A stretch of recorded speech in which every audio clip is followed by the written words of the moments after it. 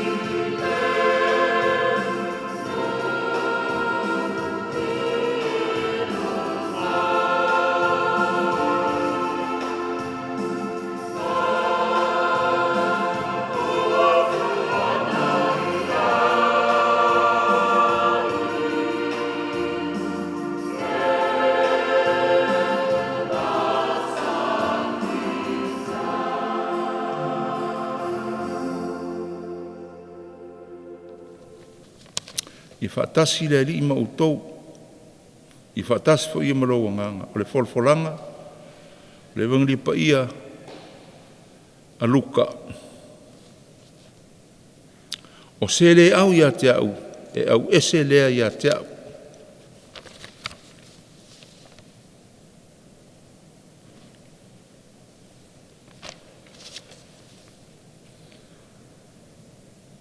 Sa tuli e ia le te moni, ua ngu fo I o ia.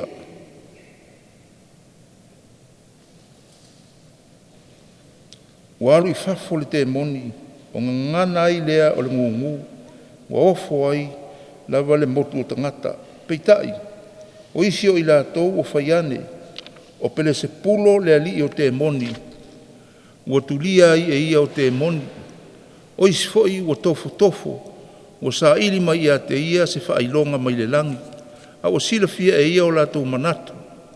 O na whetala ia tulea ia te ila tau, o malo uma e whiwaiwai ai, e wha umatia ia, e palasi fale I lunga o fale, a whaifo e whiwaiwai ai sa tani, pefa pefea o na tu mauro na malo, wawa o tau whai mai o presa pulo e tulia ai e au o te moni.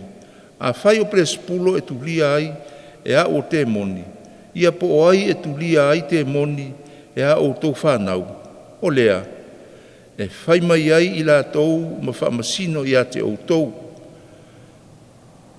Ai a whai o le a ao o le atua o te tulia ai te moni, mo o mai lava I a te o tau le malo le atua.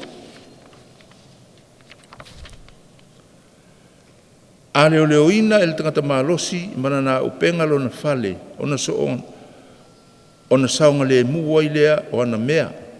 Ai a whai oso atu ia te ia le tasi e sili lo na malosi ia te ia.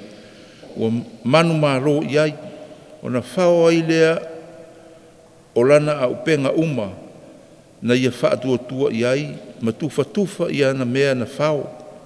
O se le au ia te au, e au ese lea ia te au. Se le whaaputu whaatasi mau, e whaata ape lea. O le tala le leia lea li.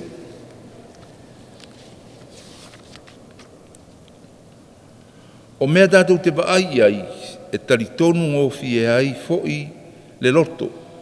Pei o le wawenga na whaa maroro ai e sultunga ta mai.